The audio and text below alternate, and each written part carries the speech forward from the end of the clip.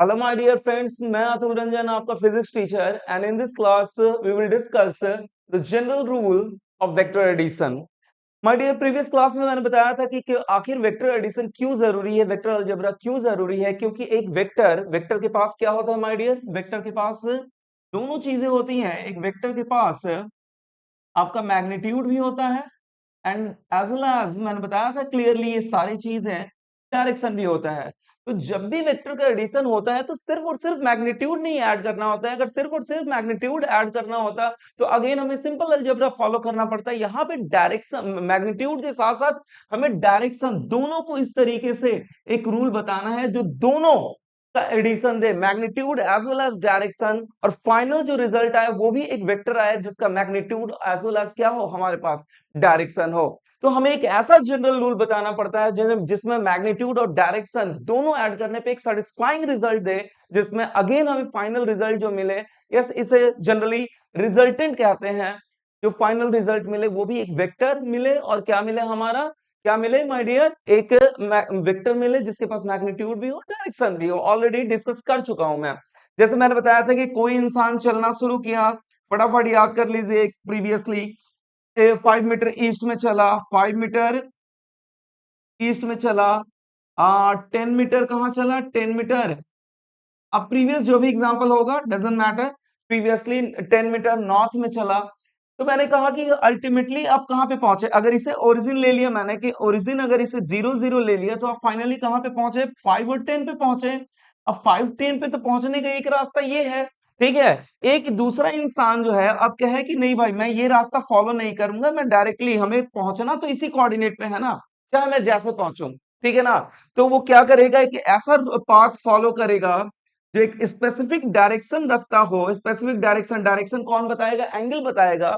एक specific direction रखता हो और कहीं ना कहीं इस ईस्ट और नॉर्थ डायरेक्शन में जो चला है, फाइनल रिजल्ट तो हमारा 5 10 ही है ना, जो कि यहां से चला अल्टीमेटली एक सर्टेन थीटा पे जो फाइनल रिजल्टेंट पे पहुंचा. इसे मैंने कहा कि आर से डिनोट करता हूं मैं, करते हैं हम लोग आर. ये रिजल्टेंट इन दोनों का कंबाइंड रिजल्ट देगा, magnitude as well as direction को इस तरीके से ऐड करेगा कि आपका आर जो है फाइनली सेटिस्फाई करेगा. फाइनली आर जो है इन दोनों के मूवमेंट को, इन दोनों के मूवमेंट, इन दोनों वेक्टर के मूवमेंट को सेटिस्फाई करेगा कि नहीं भैया हमें पहुंचना था 5 10, रिजल्टेंट सीधा यहां से यहां पे चले, 5 10 पे चले, 5 10 कोऑर्डिनेट पे पहुंच गए, और एक सर्टेन क्या चलना पड़ा हमें, थीटा चलना पड़ा. ऑलरेडी पोलर कोऑर्डिनेट सिस्टम बता चुका हूं माय डियर, इसीलिए ग्लिम्स दिया था मैंने पोलर कोऑर्डिनेट सिस्टम का, मेरे हिसाब से समझ में आ गया होगा.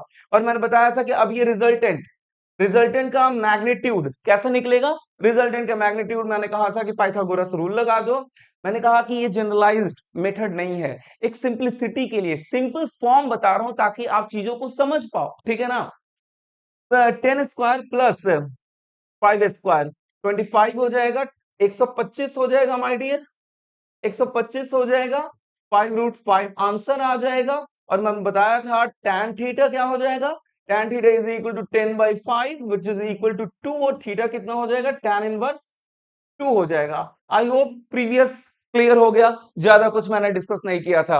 तो मैंने कहा कि इस तरीके से हमें इन दोनों को जोड़ना है, इस तरीके से दोनों को जोड़ना है कि जो फाइनल रिजल्ट मिले इन दोनों के एडिशन को सेटिस्फाई करे. फाइनल रिजल्ट हमें कुछ इस तरीके से मिले कि जो दो वेक्टर मिलके दे रहे थे वो फाइनल रिजल्टेंट अकेला वो परिणाम दे दे, अकेला वो फाइनल इफेक्ट दे दे, ठीक है. तो जो दो वेक्टर मिलके, यहाँ पे दो वेक्टर मिलके दे रहे थे, दो वेक्टर मिलके दे रहे थे, आर अकेला क्या कर रहा है, सेम रिजल्ट आपको दे रहा है. तो इसीलिए हमें वेक्टर के साथ magnitude as well as direction को इस तरीके से जोड़ना होता है कि फाइनल हमें जो रिजल्ट मिले वो दोनों वेक्टर को सेटिस्फाई करे. मेरे हिसाब से ये क्लियर चीजें आपको समझ में आ गई होंगी. आइए बढ़ते हैं हम आगे, नाउ मूव ऑनवर्ड्स. अब हम देखेंगे जनरल रूल. जनरल रूल से पहले एक छोटा सा ट्रिग्नोमेट्री का, जो कि ट्रिग्नोमेट्री मैंने जानबूझ के नहीं बताया था क्योंकि ट्रिग्नोमेट्री में बताता तो वहां वो चीजें समझ में नहीं समझ आप नहीं पाते. चलिए आइए देखते हैं, एक रूल देखते हैं हम लोग, ठीक है ना. General rule, general rule, general trigonometrical rule for a triangle. General trigonometrical rule, trigonometrical, trigonometrical, trigonometrical rule for any triangle, any triangle my dear, आप भी जानते हो एनी ट्राइंगल का मतलब, चाहे वो आइसोस्लेस ट्राइंगल हो सकता है। आइसोस्लेस ट्राइंगल का मतलब जिसके दो साइड्स क्या हो, इक्वल हो, जिसके दो साइड्स इक्वल हो, ए ए एंड बी, ये दो साइड्स इक्वल हो, ये थीटा और ये थीटा क्या होगा, हमेशा सेम होगा, and that theta will be different. ठीक है ना, वर्टेक्स थीटा एंगल जो होगा इसको वर्टेक्स एंगल कहते हैं। ठीक है ना, ये एंगल आपका थीटा होगा, सॉरी डिफरेंट होगा। इक्विलैटरल ट्रायंगल का मतलब जिसके तीनों साइड्स क्या हो माय डियर, ए ए ए, मेरे हिसाब से ये सारी चीजें और तीनों के तीनों एंगल क्या होंगे, थीटा होंगे, which is equal to 60 degree, which is equal to 60 degree. ठीक है ना, तो तीनों एंगल इक्विलैटरल ट्रायंगल हो गए। और स्केलिन ट्रायंगल, स्केलिन ट्रायंगल का मतलब माय डियर, तीनों में से कोई भी साइड बराबर नहीं। This one is called as the scalene triangle, that is completely A C B. A के सामने वाले एंगल को अल्फा बोल देता हूँ, बी के सामने वाले एंगल को बीटा बोल देता हूँ, सी के, देखो साइड्स के सामने वाला, मेरे हिसाब से 9th 10th में इतना आपने पढ़ लिया होगा ट्रिग्नोमेट्री, कि सामने का साइड और सामने का एंगल क्या कहलाता है। ऑलरेडी प्रीवियसली बता भी चुका हूं जब ट्रिग्नोमेट्री बता रहा था मैं, तो सी के सामने वाले एंगल को गामा कह देते हैं। ठीक है, तो सबके लिए चाहे वो राइट एंगल ट्राइंगल क्यों ना हो, any type of triangle, any type of triangle क्यों ना हो, तो किसी तरीके का ट्राइंगल है, हम एक जनरलाइज्ड रूल देखेंगे हम हमारे यहाँ पे that is sine rule and cosine rule. इसे ट्रिग्नोमेट्रिकली प्रूफ किया जा सकता है my dear, but I am not going to proof here. समय बचेगा तो आई विल ट्राई, मैं पहले ही कह रहा हूं, समय बचेगा तो आई विल ट्राई। यहाँ पे मैं इस चीज को प्रूफ नहीं करूंगा, बाद में कभी लगेगा कि हाँ हमारे पास सफिशिएंट समय है तो मैं इसे क्या कर दूंगा, प्रूफ कर दूंगा। वेक्टर के लास्ट में ऐसा लगेगा तो वेक्टर के लास्ट में ही प्रूफ कर दूंगा मैं, बट प्रूफ की जरूरत नहीं है। प्रूफ मैथमेटिक्स में आप पढ़ते रहना, अपने टीचर से पूछ लेना। ठीक है, यहाँ पे मैं अपना जो रूल है वो बता के आगे बढ़ रहा हूँ। अगेन मैं कह रहा हूँ माय डियर, अगर मेरे पास समय बचेगा तो आई विल प्रूफ दैट। ठीक है, ये जो मैं बताने जा रहा हूँ, तो जनरल जनरल जो हमारा ट्राइंगल है स्केलिन ट्राइंगल है, तो एक स्केलिन ट्राइंगल ले रहा हूं मैं, और स्केलिन ट्राइंगल के लिए जनरल रूल बता रहा हूं मैं। तो स्केलिन ट्राइंगल है हमारा, स्केलिन ट्राइंगल, ठीक है, that is C, that is उसके सामने का angle gamma, that is A B, that is alpha, that is beta, that is alpha, जो भी हो डजंट मैटर। ठीक है, तो इसके लिए सबसे पहले हम देखेंगे sine rule. We will see sine rule, sine rule देखेंगे। साइन रूल, साइन रूल क्या होता है, ध्यान से देखिएगा। साइन रूल क्या होता है, बहुत ही इंपॉर्टेंट, बहुत इंपॉर्टेंट। ए बाई साइड जो लिया उसके सामने का angle sine alpha, sine alpha my dear, sine alpha is equal to B by sine beta is equal to C by sine gamma. ठीक है ना, ध्यान दीजिएगा, रूल में कुछ नहीं है, कुछ नहीं है, लेकिन ये बहुत इंपॉर्टेंट रूल है, आगे काम आएगा। ठीक है, A by sine alpha, B by sine beta, C by sine gamma. A, A के नीचे जो आ रहा है साइन आ रहा है, और ए के सामने वाला एंगल आ रहा है, बी, बी के नीचे साइन आ रहा है, बी के सामने वाला एंगल आ रहा है, सी के नीचे साइन आ रहा है, सी के सामने वाला एंगल आ रहा है। मेरे हिसाब से समझ में बात आ गई होगी। ठीक है, this is the sine rule, and second one we will see the cosine rule. दो रूल देखेंगे हम लोग यहाँ पे, कोसाइन रूल, कोसाइन रूल। अगर मैं कॉस अल्फा लेता हूं माय डियर, अगर मैं यहाँ पे कॉस अल्फा लेता हूं, देखिए याद करना ये पैटर्न बहुत इजी है। कॉस अल्फा लेता हूं तो अल्फा के सामने वाला एंगल क्या है, ए है, तो ए को सीधा कर क्या करूंगा, माइनस साइन के साथ रखूंगा। मैंने कहा ये प्रूफ किया जा सकता है, लेकिन इसे याद रखना भी, डायरेक्ट याद रखना भी हमारे लिए बहुत इजी है।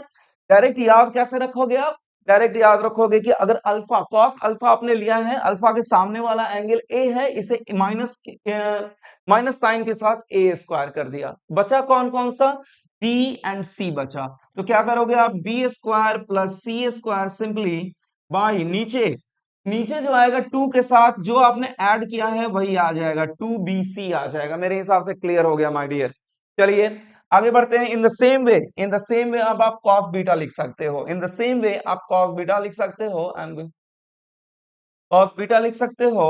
कॉस बीटा क्या लिख सकते हो आप, बीटा के सामने वाला एंगल, बीटा के सामने वाला एंगल बी है, तो बी को क्या कर दो, माइनस बी स्क्वायर कर दो, बच गया कौन, ए एंड सी बच गया। इसे डिफरेंट कलर से ले ले रहा हूं मैं ताकि ए एंड सी बच गया। ये हम देख रहे हैं कॉस बीटा, ठीक है, बीटा सामने वाला बी हो गया, तो बी को मैंने माइनस साइन के, बच गया ए एंड सी, तो इसे क्या करोगे, ए स्क्वायर प्लस सी स्क्वायर, और नीचे क्या हो जाएगा, जो आपका एडिशन है 2ac, ठीक है, यही हो जाएगा आपका,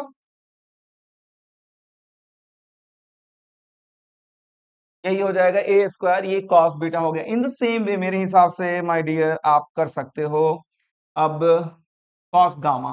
कॉस गामा बताइए, मेरे हिसाब से आई थिंक गामा के सामने वाला एंगल, गामा के सामने वाला एंगल माय डियर, इसे दूसरा कलर ले ले रहा हूं मैं, गामा के सामने वाला एंगल सी, तो माइनस सी स्क्वायर यहाँ पे कर दोगे, और बचा कौन, A square plus B square by 2ab। मेरे हिसाब से क्लियर हो गया कि कॉस गामा क्या हो जाएगा।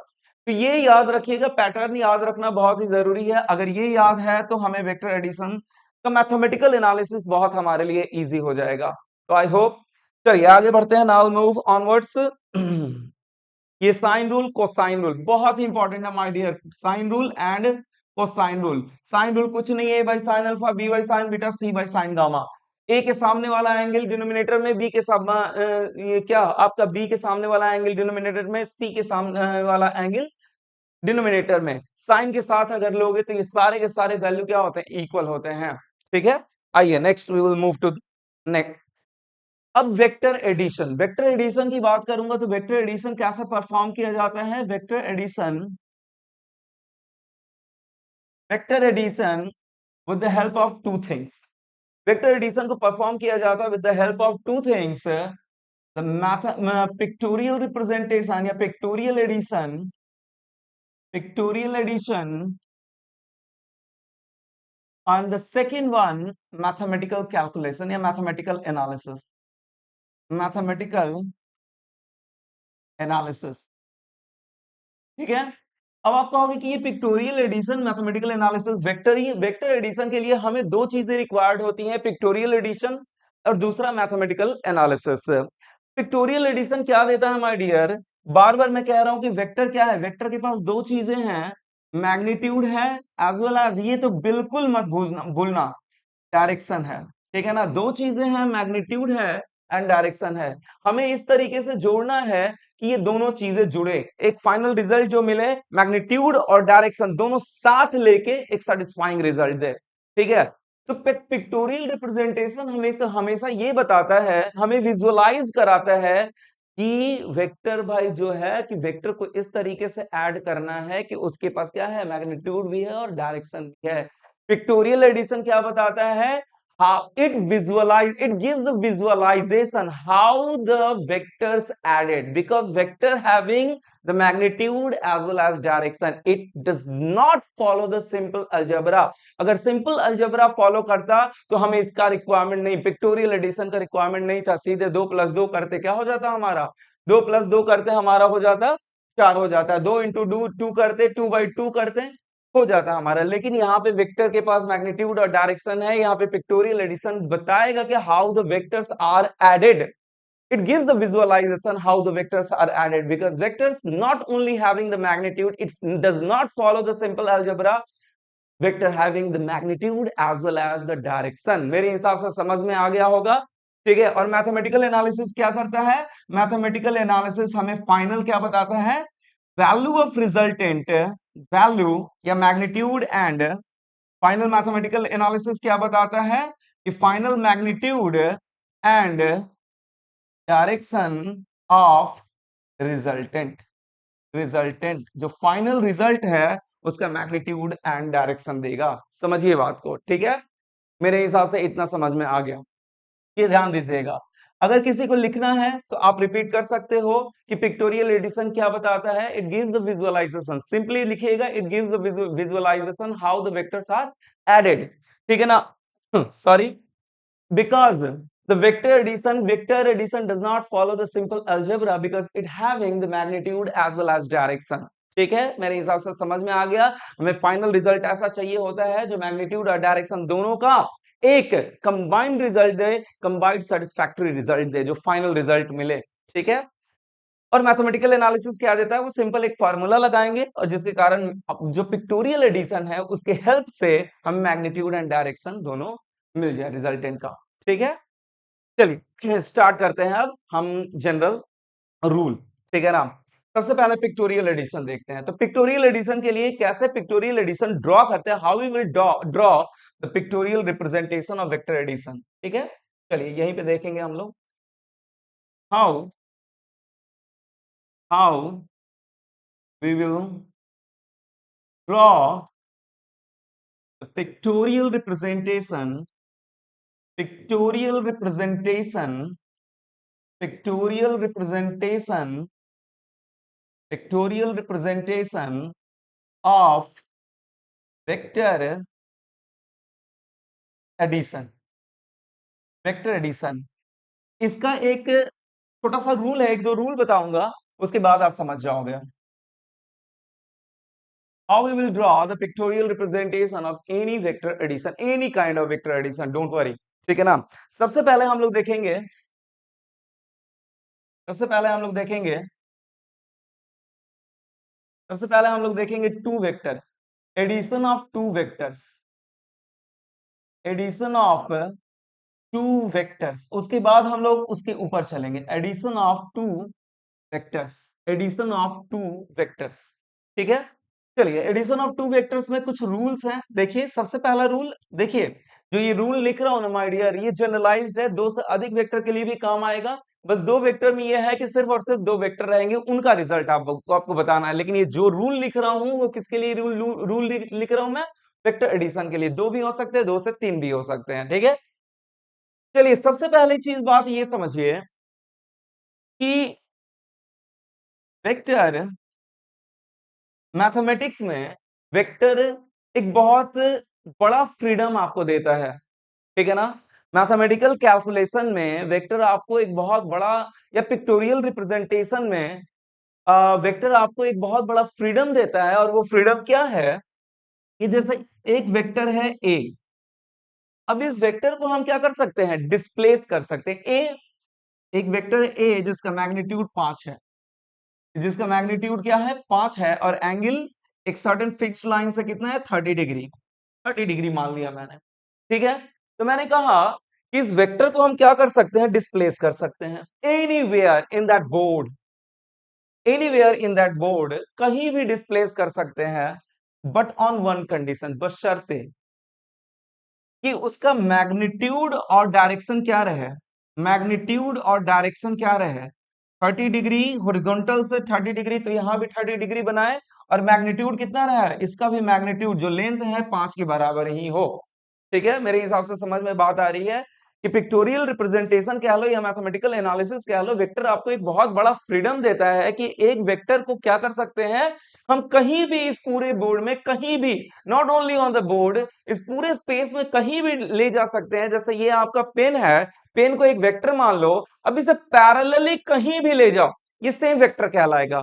पैरेलली कहीं भी ले जाओ, पैरेलली कहीं भी ले जाओ, पैरेलली कहीं भी ले जाओ। ठीक है, बशर्ते, मैंने कहा पैरेलल मूवमेंट का मतलब ना इसका मैग्नीट्यूड चेंज हो और ना ही क्या हो, ना ही क्या हो आपका डायरेक्शन चेंज हो, हॉरिजॉन्टल से जो डायरेक्शन है वही हो, और ना ही आपका लेंथ चेंज हो, मैग्नीट्यूड चेंज हो। इसे कहीं भी डिस्प्लेस कर दो, कहीं भी शिफ्ट कर दो, कहीं भी कुछ भी कर दो, ये वेक्टर वही वेक्टर रहेगा, चेंज नहीं होगा आपका। ठीक है, तो पैरेलली कह लो, shifting the vector can be shift parallelly, the vector can be shifted parallelly, और कह सकते हो the vector can be shifted what anywhere but on one condition, the magnitude remains same as well as the direction remains same। अब आपको जो जैसा लिखना हो, vector can be displaced, can be displaced, can be displaced anywhere, anywhere, anywhere but on one condition, but on one condition, but on one condition, but on one condition, but on one condition, the magnitude as well as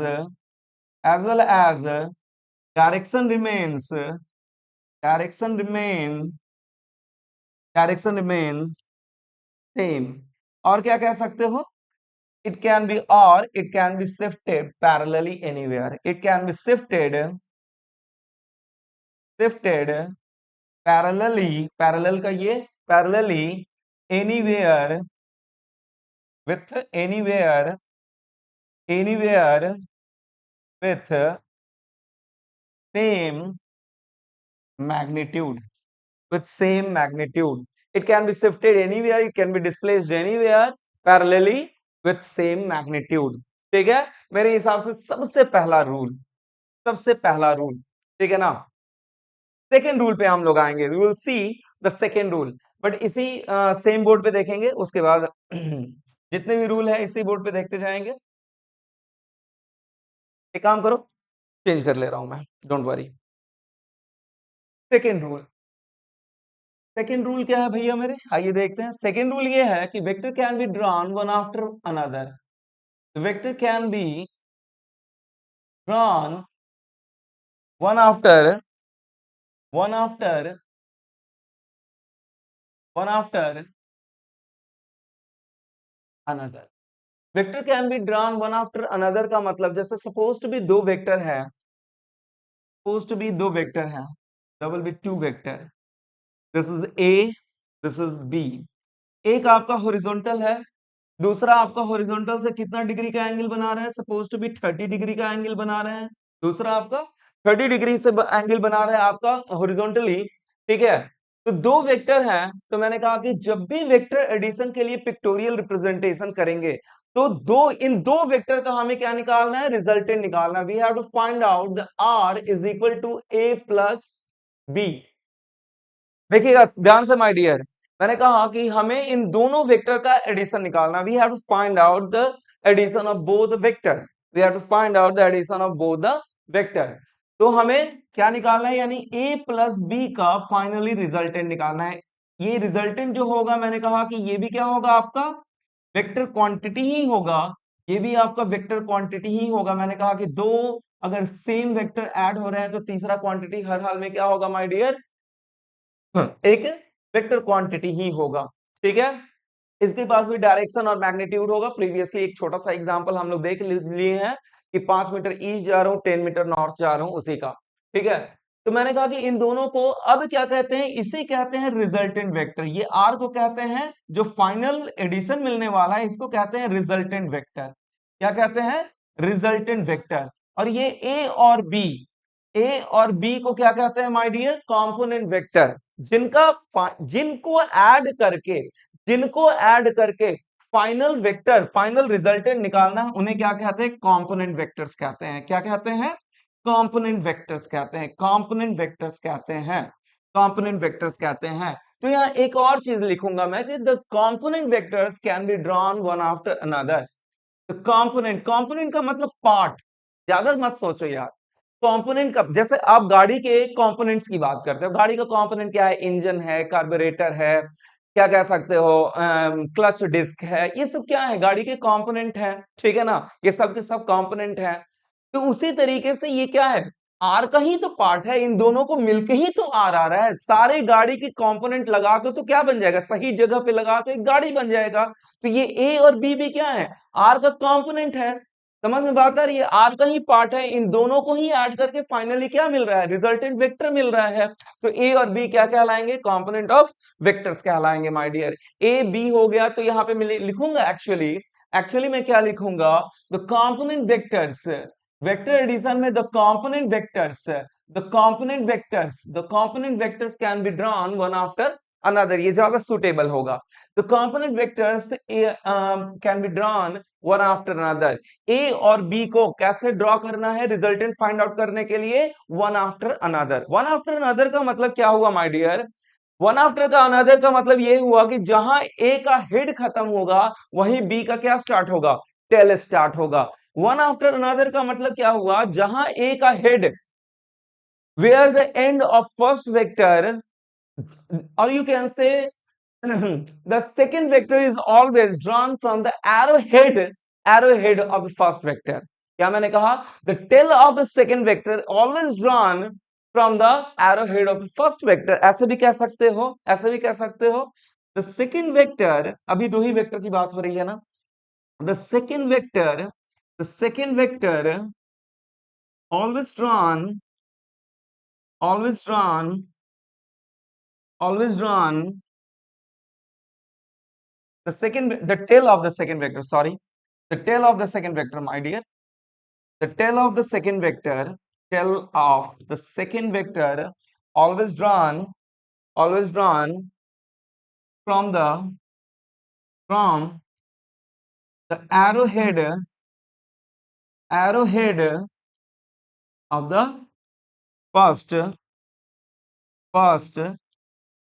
vector. मेरे हिसाब से clear हो गया होगा कि दूसरे का जो टेल होगा वो पहले की क्या होगा, एरो हेड से स्टार्ट होगा, या कह सकते हो the component vectors can be drawn, always can be drawn one after another, एक के बाद दूसरा, एक के बाद दूसरा तभी स्टार्ट होगा जब एक के हेड पे दूसरे का क्या हो, टेल स्टार्ट हो।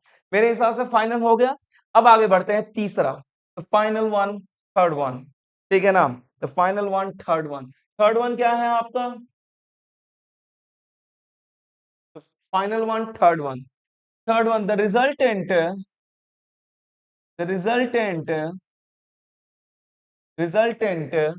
ध्यान दीजिएगा, resultant always drawn from the tail of first vector, and from the tail to the head of second vector.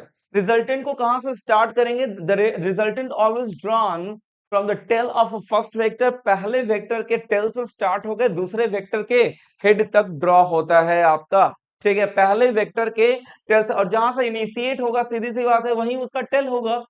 तो यानी कि टेल कहां पे होगा, पहले वेक्टर के टेल पे रिजल्टेंट का टेल होगा, और दूसरे वेक्टर के हेड पे रिजल्टेंट का हेड होगा। आइए देखते हैं कैसे ड्रॉ करेंगे, वी विल सी, ठीक है, ठीक है।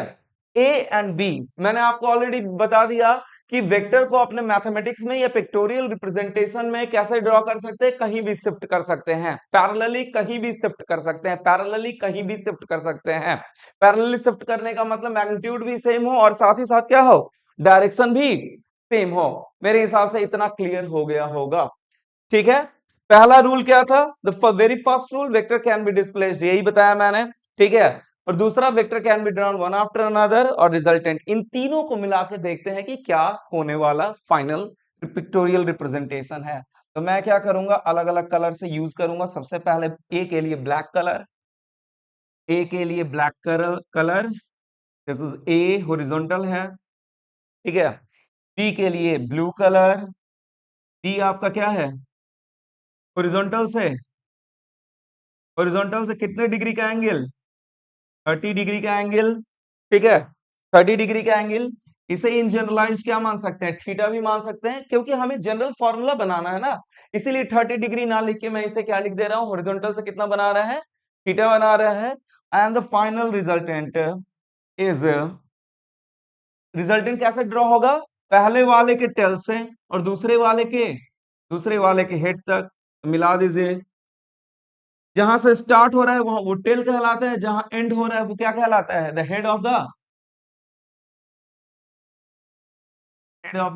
रिजल्टेंट, ठीक है। ब्लू वाला भी कर दे रहा हूं मैं प्रॉपर, क्या आप लोगों को समझ में आए। देखिए ये हो गया आपका अब चलिए, तो ये हो गया आपका R, this one is called as the R resultant, और यही क्या है, R is equal to A plus B है। ए, ये क्या है आपका, ब्लू कलर से इसे डिनोट करूंगा मैं, ये बी है आपका, R plus A plus B है हमारा। डायरेक्शन क्या होगा, डायरेक्शन आप डायरेक्शन कहीं भी ले सकते हो, डायरेक्शन आपका हो, आर का डायरेक्शन क्या है, या तो हॉरिजॉन्टल, या तो ए से लो तो इसे अल्फा डिनोट करेंगे, या बी से लो तो इसे क्या डिनोट करेंगे, बीटा डिनोट करेंगे। तो मैंने कहा कि डायरेक्शन कहीं से ले सकते हो। direction of r taken from a is called as alpha. Direction of r taken from a is called as alpha, and direction of r taken from vector b is called as beta. ठीक है, सारा कुछ यहाँ पे denote कर दिया मैं।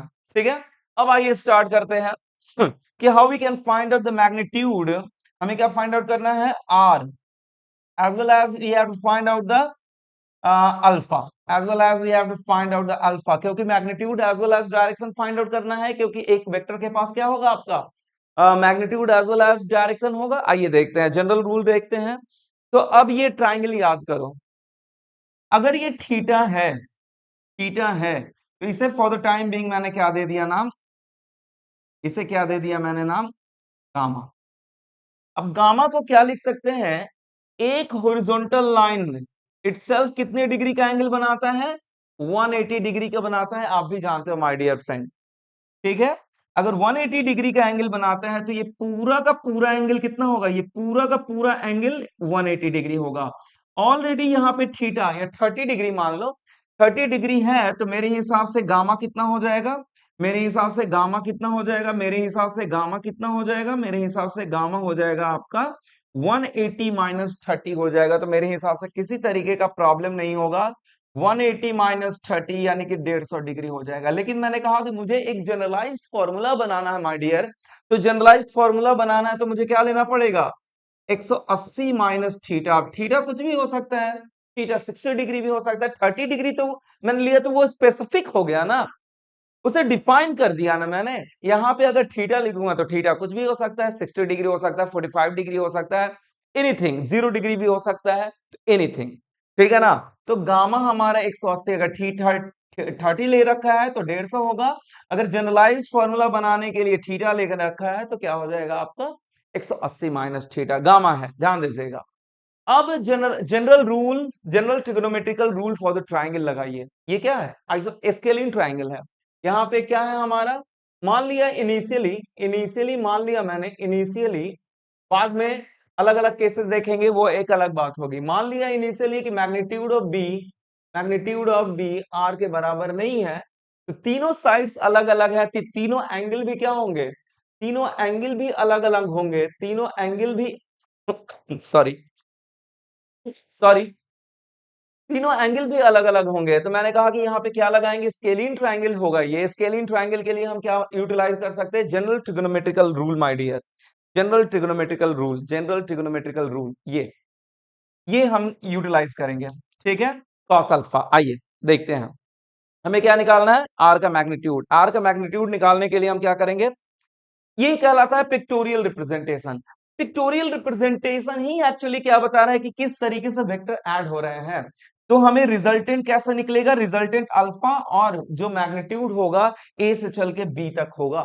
तो यही कहलाता है पिक्टोरियल रिप्रेजेंटेशन। अब देखिए पिक्टोरियल रिप्रेजेंटेशन कितना आसान बना दिया आपको। अब आपका सीधे सीधे दिमाग में क्या, दो वेक्टर है माय डियर, दो वेक्टर का एडिशन करना है तो हमेशा ट्राइंगल रूल लेके चलो।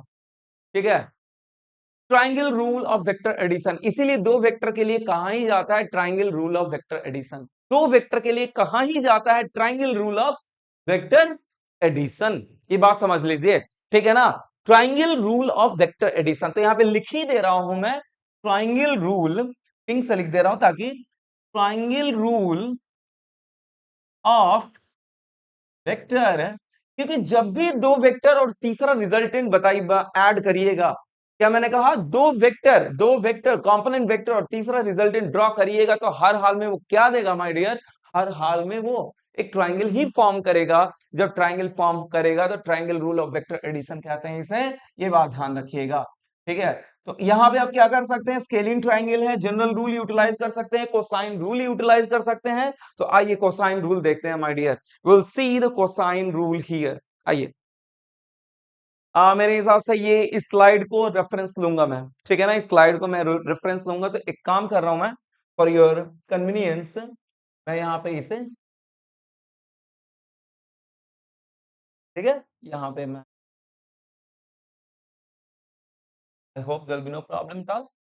कोसाइन रूल लगाते हैं, cosine rule to find to find to find magnitude of R. अब मैं बार बार मैग्नीट्यूड नहीं लिखूंगा, मॉड का मतलब बता दिया है मैंने कि मैग्नीट्यूड होता है। कोसाइन रूल, ठीक है, तो क्या लिखेंगे इसे, कॉस गामा, आर के सामने वाला क्या होगा, गामा, कॉस गामा, क्योंकि ये गामा ही हमें पता है माय डियर, ध्यान दीजिएगा। जब थीटा, ये थीटा हमेशा आपके क्वेश्चन में गिवन होगा, most of the most time theta given होगा, या समहाउ थीटा फाइंड आउट करने के लिए कहेगा। सो डोंट वरी, ठीक है ना, थीटा आपका फाइंड आउट करने के लिए कहेगा, लेकिन theta most of the most time आपके क्वेश्चन में, तो यानी कि हमें गामा पता है। अब कॉस गामा क्या लिखेंगे, गामा के सामने वाला क्या है, आर है। तो मैंने कहा कि आर को, मैग्नीट्यूड ऑफ आर को सिंपली आर भी लिख सकते हैं, याद होगा आप लोगों को, ठीक है ना। तो मैंने कहा कि सिंपली माइनस आर स्क्वायर लिख देंगे, इसे माइनस आर स्क्वायर लिख देंगे, रिजल्टेंट को आर से डिनोट करते हैं।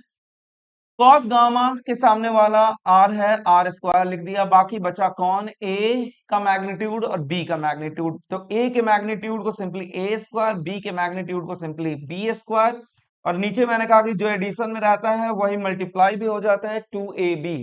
और कॉस गामा यहाँ पे है कितना my dear, gamma is equal to 180 minus theta. तो आइए चलते हैं, कॉस 180 माइनस थीटा लगाते हैं, कॉस 180 माइनस थीटा, या इसे लिख सकते हो पाई माइनस थीटा ऑल्सो, क्योंकि 180 डिग्री को रेडियन में कितना, रेडियन में आप रेडियन में आप पाई लिख सकते हो, रेडियन में आप कितना लिख सकते हो, पाई लिख सकते हो। तो यहाँ पे क्या लिखूंगा मैं, cos 180 minus theta A square plus B square minus gamma, sorry R square, R square by by A square plus B square minus R square by by 2ab।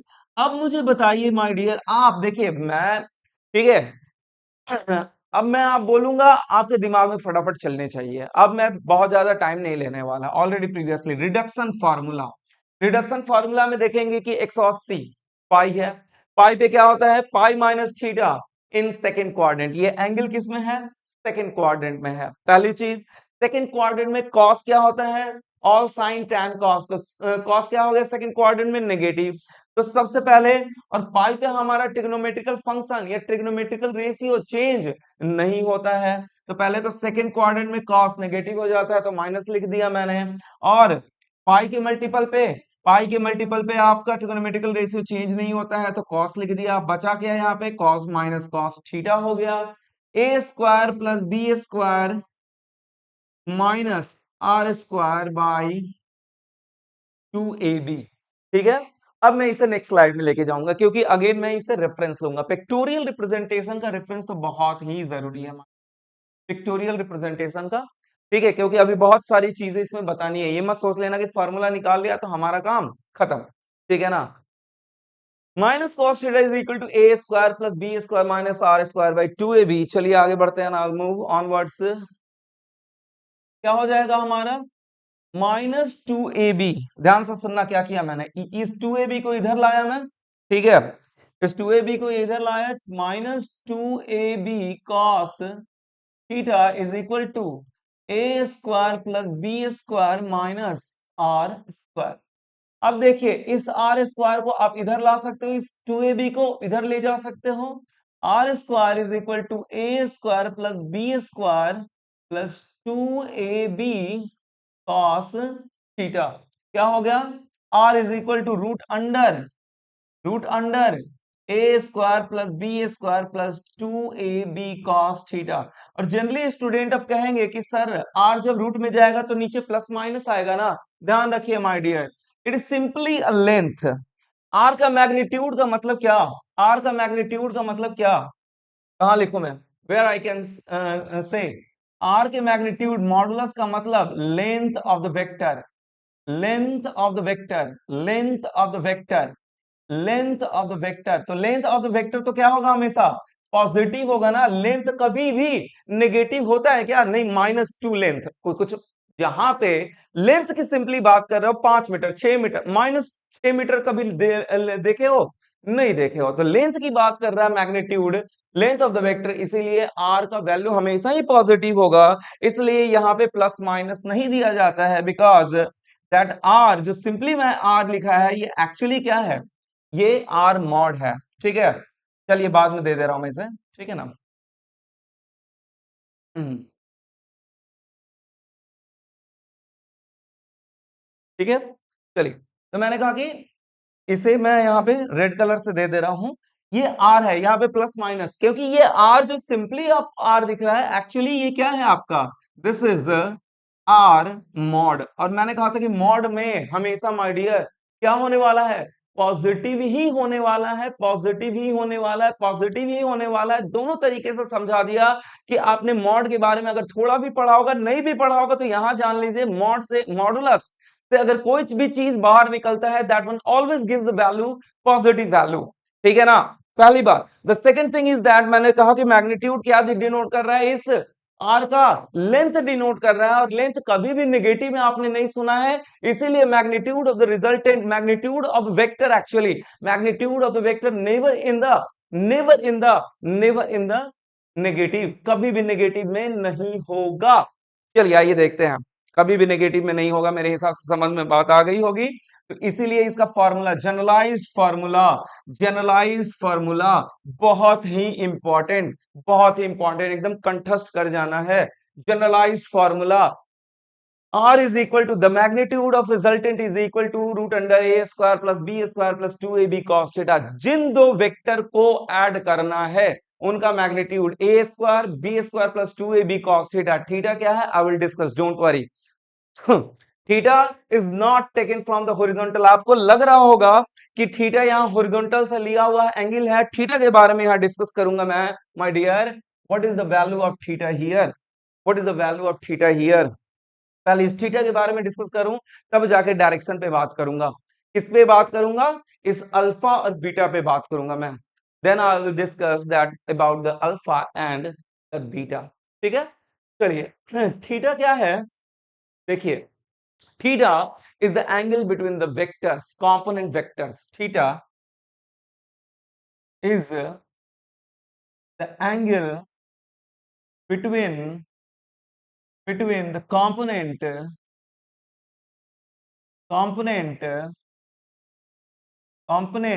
vectors a and b।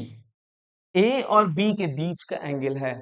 अब a और b के बीच का angle हमेशा कैसा लिया जाता है, the angle between the vectors always taken, ध्यान से सुनिएगा, सब कुछ क्लियर कर दूंगा मैं।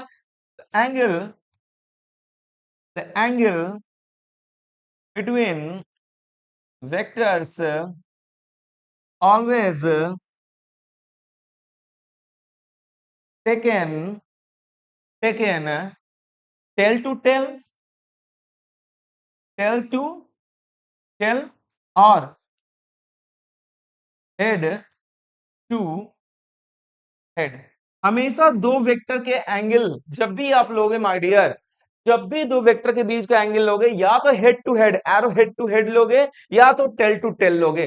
टेल टू हेड कभी भी नहीं, tail to head, tail to head या हेड टू टेल कभी नहीं लोगे। अगर ये लोगे तो गलत हो जाएगा, सारा का सारा कैलकुलेशन तहस नहस, काम खत्म। ठीक है ना, तो इसलिए ध्यान दीजिएगा, टेल टू टेल या head to head, tail to head या हेड टू टेल कभी नहीं। ठीक है ना, इसका मतलब क्या है, वी विल डिस्कस। ठीक है ना, देखिए मैं ए टू बी को फिर से रिप्रेजेंट करने वाला हूं, यहीं पे नहीं रिप्रेजेंट करूंगा, पता चलेगा यहीं पे सारा कुछ रिप्रेजेंट करने के मतलब है कि सारा मामला बिगड़ जाएगा, कुछ भी समझ में नहीं आएगा। इसे रिफ्रेश ही रहने दो, ठीक है। इसे फिर से इसका पिक्चर हम लोग अलग देखते हैं। मैंने कहा कि ये आपको याद रखना है, दैट इज क्वाइट इंपॉर्टेंट, ये आपको याद रखना है। We will move to the next slide जानबूझ के, ताकि ये आपको, मैं स्लाइड अगर पीछे करूं तो ये क्लियरली दिखना चाहिए। ठीक है, तो नेक्स्ट स्लाइड में चलते हैं। मैंने कहा कि we will move to the next slide. मैंने कहा कि tail to tail, tail to tail या head to head. Tail to tail पहले देख लेते हैं। मैंने कहा माय डियर, ए है और बी है जो हॉरिजॉन्टल से कितना एंगल बना रहे हैं, हॉरिजॉन्टल से थीटा एंगल बना रहे हैं।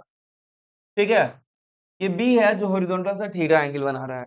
अब मैंने कहा कि हमारा मैथमेटिकल कैलकुलेशन या पिक्टोरियल रिप्रेजेंटेशन क्या हमें एक आजादी देता है कि वेक्टर को कहीं पे भी क्या कर सकते हैं, वेक्टर को कहीं पे भी पैरेलली शिफ्ट किया जा सकता है विद द सेम मैग्नीट्यूड, या कह सकते हैं वेक्टर को बिना मैग्नीट्यूड चेंज किए, बिना डायरेक्शन को चेंज किए कहीं भी शिफ्टिंग उसका किया जा सकता है।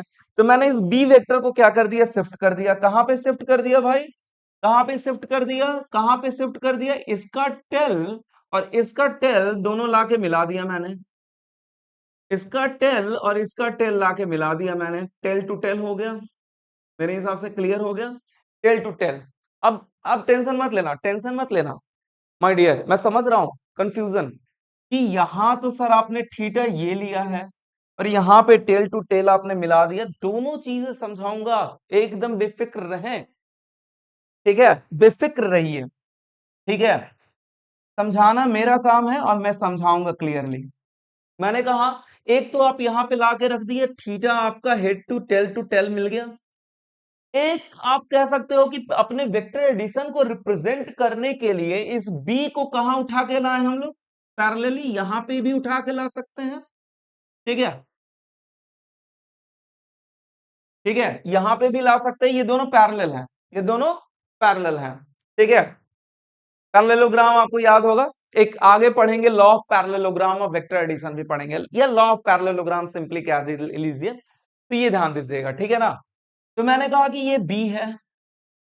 तो देखना कि हमें चाहिए टेल टू टेल। आपने सोचा कि ये हेड है ये टेल है, आपने ये एंगल अगर दोनों के बीच ले लिया, इसे क्या नाम दिया था मैंने, गामा नाम दिया था। तो ये एंगल क्या हो जाएगा, the angle between the vector is gamma.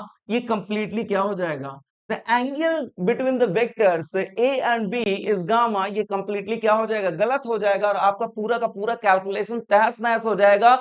सही फॉर्मूला लगाते हुए एक छोटी चीज के चलते आप गलत हो जाओगे, मामला साफ। तो मैंने कहा कि गामा आपका हेड टू टेल है, गामा आपका क्या है, हेड टू टेल है। गामा आपका angle between the two vector head to tail है और इसे कभी भी नहीं लेते हैं। ये हेड है, दूसरा टेल है, ये आपका एंगल हो गया। तो करना क्या पड़ेगा, टेल टू टेल देखना पड़ेगा या हेड टू हेड देखना पड़ेगा। तो किया क्या मैंने, देखिए थोड़ा ध्यान से, दोनों को मिलाइएगा। आपने नोट किया होगा तो एक नजर आपकी कॉपी पे, हालांकि मैं भी स्लाइड क्या कर रहा हूं, चेंज कर दे रहा हूं आपके कन्वीनियंस के लिए ही। ये देखो कि ए के पैरेलल डायरेक्शन में ही क्या किया है मैंने, डॉटेड लाइन लिया है और उस डॉटेड लाइन को क्या, एक्सटीरियर एंगल मैंने लिया। इसे एक्सटीरियर एंगल कहते हैं, क्या कहते हैं, एक्सटीरियर एंगल। इस ए को ही पैरेलली आगे बढ़ाया है और क्या किया मैंने, एक्सटीरियर एंगल को थीटा लिया है, the angle between the vectors. क्यों ऐसा, क्योंकि हमें करना है या तो टेल टू टेल या तो हेड टू हेड। देखो अब ए को भी तो पैरेलली शिफ्ट कर सकते हैं कहीं भी। ए को भी, ए है यहां पे भी पैरेलली ए को शिफ्ट किया जा सकता है। तो ए को उठाया मैंने, ए को उठाया मैंने और इसके टेल को इसके ब्लैक वाले पॉइंट से जोड़ दिया। ध्यान देना माय डियर, मैंने ए को एक तार बना लो, एक ए को उठाया और इसके टेल को इसको टेल के बी के टेल से जोड़ दिया और वही डॉटेड लाइन आगे की तरफ निकला रहता है, वही डॉटेड लाइन। डोंट वरी, इसमें शायद आपको कंफ्यूजन हो सकता है, अगला एग्जांपल दूंगा क्लियर हो जाएगा। ठीक है ना, टेंशन मत लेना लोग, टेंशन जीवन में लोगे काम गड़बड़ होगा, टेंशन में कुछ नहीं रखा है। तो मैंने ए को ही क्या किया, एक्चुअली ए को ही आगे बढ़ाया है, ए को ही पैरेलली आगे बढ़ाया है और इसके टेल को बी के टेल से जोड़ दिया है और यही एंगल हमारा क्या हो गया है, थीटा हो गया है। तो आपको लग रहा है कि एक्सटीरियर एंगल है क्या नहीं है, ठीक है ना, आपको जो भी लग रहा होगा, बट एक्चुअली थीटा ए को क्या किया मैंने, पैरेलली आगे बढ़ाया है और बी तो उसके टेल को बी के टेल से जोड़ा है और ये एंगल हमने थीटा ले लिया। यही एंगल बिटवीन द वेक्टर्स है। सेम एंगल आप देख लो, सेम एंगल थीटा और थीटा। आप जानते हो जो जब दो पैरेलल लाइन, कोई एक लाइन दूसरा लाइन इंटरसेक्ट करता है तो ये दोनों एंगल क्या होंगे, आपस में बराबर होंगे। यू नो वेरी वेल, ठीक है। अब देखो टेल हेड टू हेड, ये तो टेल टू टेल बन गया। अब देखो हेड टू हेड, सब कुछ क्लियर होगा, एक एक चीज क्लियर होगा। Head to head my dear, ये बी है, बी को तो पैरेलली कहीं भी शिफ्ट कर सकते हैं। अब बी के हेड को उठाया, ध्यान से सुनना, बी के हेड को उठाया, बी के हेड को उठाया और कहां ले आके रख दिया, ए के हेड से मिला दिया, ए के हेड से मिला दिया। देखिए वेक्टर कितनी आजादी आपको दे रहा है, जैसे मन तैसे। बट एक चीज ध्यान रख लो कि ना ही मैग्नीट्यूड चेंज होगा ना ही डायरेक्शन चेंज होगा, उसके बाद वेक्टर को कहीं भी शिफ्ट करते रहो। बी को उठाया मैंने, इसके हेड को लिया, बी के हेड को लिया, ये हेड मान लो टिप को, और इसके ए के एरो हेड से लाके मिला दिया। तो इसे अगेन मैं दूसरे कलर से कर रहा हूं, दैट इज बी। बी क्या होगा, दैट इज बी। तो आप जानते हो कि ये एंगल और ये एंगल आमने सामने के एंगल क्या होते हैं, दोनों के दोनों क्या होंगे, इक्वल होंगे। तो हेड टू हेड एंगल लिया जाएगा, टेल टू टेल एंगल लिया जाएगा। हमेशा दो वेक्टर के बीच का एंगल हमेशा my dear tail to tail या हेड टू हेड लिया जाता है। कभी हेड टू टेल गामा कभी भी नहीं लिया जाएगा। गामा अपने फॉर्मूला में ले लिया, अगर गामा अपने फॉर्मूला में यहाँ पे गामा गलती से भी लिख दिया, वो आंसर गलत हो जाएगा। सब कुछ सही होते हुए भी आंसर गलत हो जाएगा, फिर कंफ्यूज, सारा कुछ खेल खत्म, ठीक है ना। एक नंबर नहीं मिलने वाला है आपको आपके एग्जाम में। तो हमेशा ध्यान रखिएगा, थीटा या तो head to head, the angle between the vector always taken head to head और टेल टू टेल। तो मेरे हिसाब से समझ में आ गया होगा कि हेड टू हेड कैसे लेते हैं, टेल टू टेल कैसे लेते हैं। अब आइए थोड़ा सा आगे बढ़ते हैं कि मान लीजिए अभी तो हॉरिजॉन्टल से है, इसलिए आप क्या कर रहे हो, थीटा बड़ा लेना आसान है। मान लीजिए माय डियर कि कुछ इस तरीके से हो जाएंगे। इस एग्जांपल में आपको क्लियर समझ में आ जाएगा सारा कुछ कि थीटा क्या होगा। इस एग्जांपल में आपको सारा कुछ समझ में आ जाएगा थीटा क्या होगा। देखिए थोड़ा ध्यान से, मैंने कहा कि आपका अब क्या किया, अभी तक ए को क्या ले रहे थे, हॉरिजॉन्टल ले रहे थे। अभी तक ए को हॉरिजॉन्टल ले रहे थे, बी को सर्टेन इंक्लाइन ले रहे थे विद द हॉरिजॉन्टल। अब क्या किया इसने एग्जांपल सेकंड में, एग्जांपल सेकंड में कर दिया माय डियर थोड़ा सा खेल कर दिया। क्या खेल कर दिया इसने, कर दिया कि भैया कहा कि हॉरिजॉन्टल से ए भी क्या है, एक सर्टेन थीटा वन पे इंक्लाइंड है, सर्टेन सर्टेन थीटा वन पे इंक्लाइंड है। और व्हाट हैपन एग्जैक्टली, पी भी क्या है हॉरिजॉन्टल से, पी भी सर्टेन हॉरिजॉन्टल से क्या है, थीटा टू पे इंक्लाइंड है। अब ये थीटा वन थीटा टू क्या कह सकते हो, 30 डिग्री और 60 डिग्री ले सकते हो आप, ठीक है ना, आपकी मर्जी। अब मैं कन्वीनियंस के लिए कर दे रहा हूं आपको, ठीक है, कन्वीनियंस के लिए कर दे रहा हूं। अब क्या हो गया भाई, ए और बी दोनों क्या हो गए, हॉरिजॉन्टल से एंगल दे दिया। बट वी हैव टू, हमारे फॉर्मूले में क्या आना चाहिए, the angle between the vectors. ये एंगल बिटवीन द वेक्टर्स नहीं है, ये एंगल विद द हॉरिजॉन्टल है, एंगल बिटवीन द वेक्टर। यानी कि ए से आपको बी का एंगल लेना है, एक से आपको बी का एंगल लेना है, ए से आपको बी का एंगल लेना है, ना कि हॉरिजॉन्टल से आपको वेक्टर्स का एंगल लेना है। जो थीटा यहाँ पे आया है, जो थीटा यहाँ पे आया है, the angle between the vectors, angle between the vectors, ना कि angle with the horizontal. Angle between the vectors का मतलब यानी कि ए से आपको बी का एंगल लेना है, यानी से एक ए से आपको बी का एंगल लेना है। मेरे हिसाब से थोड़ा बहुत समझ गए हो गए आप लोग। अब क्या होगा, व्हाट हैपन, एक हॉरिजॉन्टल लाइन अपने रेफरेंस के लिए, पहला वेक्टर, पहला वेक्टर, फिर यहां पे अपने रेफरेंस के लिए हॉरिजॉन्टल लाइन, और इस ए को क्या किया मैंने, आगे की तरफ बढ़ा दिया, ए को ही क्या कर दिया, आगे की तरफ बढ़ा दिया। क्यों आगे की तरफ बढ़ा दिया, इस ए के, ठीक है ना, ए के टेल को लाने के लिए। पैरेलल तो ए को कहीं भी शिफ्ट कर सकते, ए को यहां पे रख लो जिसका टेल यहां पे हो, ठीक है। अब बी ड्रॉ करो, बी ड्रॉ करो, बी के लिए मैं कुछ दूसरा कलर ले रहा हूं, बी के लिए रेड कलर ले, अब क्या है, हॉरिजॉन्टल से 60 डिग्री का एंगल, ये 30 डिग्री है हॉरिजॉन्टल से। अब हॉरिजॉन्टल से 60 डिग्री का एंगल ये बी हो गया, तो बी क्या हो गया, 60 डिग्री का एंगल, रेड कलर वाला 60 डिग्री, ठीक है ना, रेड कलर वाला ध्यान दीजिएगा 60 डिग्री हॉरिजॉन्टल से बी। लेकिन हमें लेना कहाँ है, थोड़ा ध्यान दीजिएगा, हमें क्या लेना है, ए को क्या किया मैंने, बी के टेल पे रख दिया, ए को क्या किया मैंने, बी के टेल पे रख दिया, ए को क्या कर दिया, बी के टेल पे रख दिया, ए के टेल को बी के टेल पे रख दिया, यानी कि ये हो गया ए का टेल। एक काम करो, इसे पिंक लिया है मैंने, पिंक ही ले लूं मैं, ये हो गया ए का टेल और ये हो गया बी का टेल। तो हमें एंगल कौन सा चाहिए, हमें एंगल ये वाला चाहिए, हमें एंगल ये वाला चाहिए, हमें एंगल ये वाला चाहिए। और ये वाला कितना है, ये 30 और ये 30 कितना होगा, ये 30 और ये 30 दोनों सेम होंगे। तो फाइनल एंगल कितना मिल जाएगा, और यही एंगल थीटा कहलाएगा, ए से लेके बी तक, ए से लेके बी तक यही एंगल थीटा कहलाएगा, और यही एंगल इस फॉर्मूले में रहेगा माय डियर, यही एंगल इस फॉर्मूले में रहेगा, यही एंगल इस फॉर्मूले में रहेगा। तो थीटा कितना हो जाएगा, दैट इज 60 माइनस 30, या कह सकते हो theta 2 minus, in generalize theta 2 minus theta 1, and theta 2 taken from the horizontal, theta 1 and theta 2 taken from horizontal। मेरे हिसाब से अब समझ में बात आ गई होगी आपको कि थीटा क्या कहलाता है। तो theta is always, it is the angle between the vectors. कुछ नहीं किया मैंने क्या कहा, the vector is always drawn one after another.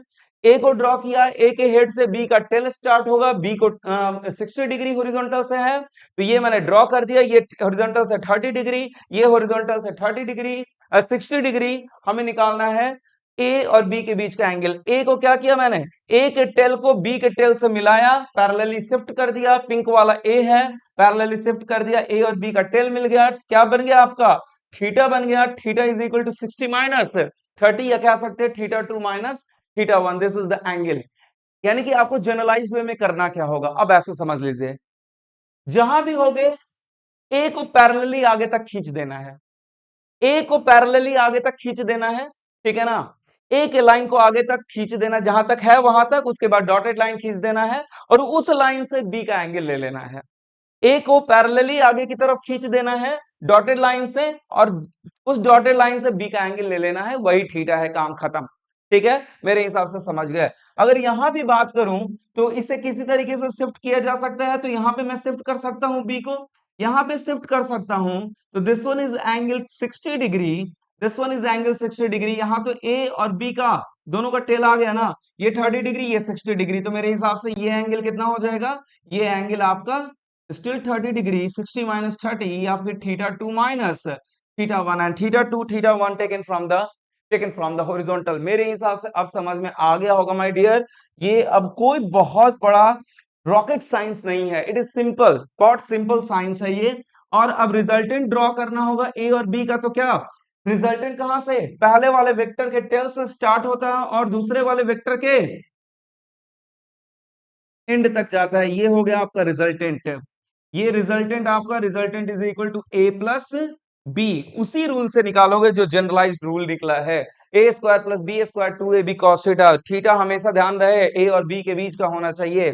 और ये क्या हो जाएगा, अगर ए से लेते हो तो इसे अल्फा कहते हैं, बी से लेते हो तो इसे क्या कहते हैं, बीटा लेते हैं। डायरेक्शन ए से लेते हो, ये ए है ब्लैक कलर वाला, ठीक है ना, इससे लोगे तो अल्फा कहलाएगा, बी से लोगे तो उसे बीटा कहता है, बी से डायरेक्शन लोगे तो बीटा कहलाएगा। अब आप कहोगे कि सर, तो डायरेक्शन जब आर का ले रहे हैं तो ये भी क्या होना चाहिए, टेल टू टेल या हेड टू हेड होना चाहिए। माय डियर है ना, देखो ना, जब आर का ए से ले रहे हो एंगल, ए और आर के बीच एंगल कह सकते हो, तो देखो यहाँ पे क्या है, ए का भी टेल और आर का भी टेल है। अगर आप बी से ले रहे हो, बी से ले रहे हो, तो देखो बी और आर के बीच का एंगल क्या हो जाएगा, बीटा हो जाएगा। तो यहाँ पे देखो बी का भी हेड और आर का भी हेड मिल रहा है, तो अल्फा और बीटा तो अपने आप क्या है, alpha is the angle between R and A, या कह सकते हो direction of R taken from the A, और बीटा कह सकते हो the direction of R taken from the B, या बी और आर के बीच का एंगल। बी और आर के बीच का angle beta head to head है, और आर और ए के बीच का एंगल अल्फा है, टेल टू टेल है। मेरे हिसाब से क्लियर होगा। यहां भी आइए देख लेते हैं दूसरे एग्जांपल में भी। ये जो है आपका, ये जो है आपका, ये जो है आपका ए है, ये जो है आपका ए है, तो ए और आर का टेल टू टेल ये हो गया आपका अल्फा, ये हो गया आपका अल्फा, और बी और आर के बीच का हेड टू हेड ये हो गया आपका, ये हो गया बीटा। मेरे हिसाब से क्लियर होगा। तो हमेशा ध्यान दीजिए my dear, the angle between the vector is always taken to be tail to tail और हेड टू हेड। मेरे हिसाब से यहां तक क्लियर हो गया। अब आइए देखते हैं डायरेक्शन कैसे फाइंड आउट करेंगे, how we can find out the value of direction tan alpha and beta. तो साइन रूल याद करिए, साइन रूल यहीं पे लिखूंगा मैं, ज्यादा दूर नहीं जाने वाला मैं। साइन रूल, साइन रूल एक तो ये तरीका है, और माय डियर टेंशन मत लेना, आपके जो किसमें एनसीईआरटी के बुक में जो है वो भी बताऊंगा मैं, ठीक है ना, टेंशन मत लेना। एनसीईआरटी का बुक थोड़ा डिफरेंट तरीके से बताया हुआ है, ठीक है। यहाँ पे डायरेक्ट साइन रूल और कॉस रूल लगा के भी आप फाइंड आउट कर सकते हो, बट एनसी एनसीईआरटी कैसे फाइंड आउट किया है और थोड़ा आसान तरीके से फाइंड आउट किया है वो भी बता दूंगा मैं, वो भी डिस्कस करूंगा। साइन रूल हमें क्या पता है, आर पता चल गया। आर कैसे पता चल गया, इससे पता चल गया, ये फॉर्मूला लगा के आपने आर फाइंड आउट कर लिया। आर फाइंड आउट पता है, गामा भी पता है, गामा कितना है 180 माइनस थीटा है, ये भी पता है। हमें अल्फा और बीटा निकालना है, तो हम जानते हैं क्या होता है साइन रूल। ए भी पता है, A by sine alpha is equal to what happen, R by sine gamma. अब गामा कितना है my dear, gamma is equal to 180 minus theta, या कह लो पाई माइनस थीटा, ठीक है। Second quadrant, second quadrant, second quadrant, और second quadrant में आप जानते हो साइन क्या होता है, पॉजिटिव होता है। सेकेंड क्वाड्रेंट में साइन पॉजिटिव होता है, पाई माइनस थीटा, पाई का मल्टीपल है, पाई का मल्टीपल है, पाई का मल्टीपल में क्या होगा आपका, ट्रिग्नोमेट्रिकल रेशियो चेंज नहीं होगा, तो सिंपली साइन थीटा हो जाएगा, ठीक है। तो क्या लिख सकते हो, simply R by sine gamma की जगह साइन थीटा, क्योंकि ये रहा गामा, गामा को मैंने क्या लिख दिया है, साइन थीटा लिख दिया। तो A by sine alpha, R by sine theta, R पता है, ए पता है, थीटा पता है, you can easily find out the value of alpha, you can easily find out the value of alpha, ठीक है। इसी तरीके से क्या फाइंड आउट कर सकते हो, बीटा भी फाइंड आउट कर सकते हो, beta sorry B by sine beta is equal to R by sine theta. यहां से आप क्या फाइंड आउट कर सकते हो, बी पता है, आर पता है, थीटा पता है, you can easily find out the value of. लेकिन दिक्कत क्या है ना माय डियर, दिक्कत ये है कि स्टूडेंट फार्मूला रटना चाहते हैं, और कहीं ना कहीं आपका किताब भी इनिशियल लेवल है, तो भाई ठीक है, फार्मूला याद रखिए, इट विल बी बेटर, ताकि आपको किसी भी एग्जाम में कंफ्यूजन ना हो। आप बिगिनर्स हो, बिगिनर्स के लिए ज्यादा बेटर होता है कि फॉर्मूला रटिए, ठीक है ना। लेकिन अगर बिगिनर्स धीरे धीरे क्या हो जाते हैं, मिच्योर्ड हो जाते हैं, मिच्योर्ड हो जाते हैं, नॉविस नए नहीं रह जाते हैं, तो उनके लिए ये ज्यादा बेटर होता है, ठीक है। ये भी लिख सकते हो, कोई गलत काटने वाला नहीं है, ठीक है ना, कोई गलत काटने वाला, क्योंकि ये जनरल रूल है। लेकिन स्टूडेंट क्या करते हैं, किताबों में भी सिंपली फॉर्मूला दिया रहता है, टीचर भी कहीं ना कहीं फॉर्मूला बताते हैं बिगिनर्स के लिए, और स्टूडेंट भी कहीं ना कहीं बिगिनर्स होते हैं, फॉर्मूला याद रखना उनके लिए इजी होता है, ठीक है, वो रट लेते हैं। तो मैं भी आपको फॉर्मूला बताऊंगा, यहाँ पे अल्फा के लिए फॉर्मूला बताया जाता है, बीटा के लिए भी फॉर्मूला बताया जाता है, सब कुछ फॉर्मूला बताया जाता है, और वो आपके एनसीईआरटी की बुक में भी है। तो लेकिन जब आप मेच्योर्ड हो जाओगे 11 से जैसे ही 12 में जाओगे, आपके लिए फॉर्मूला कोई मायने नहीं रह जाएगा।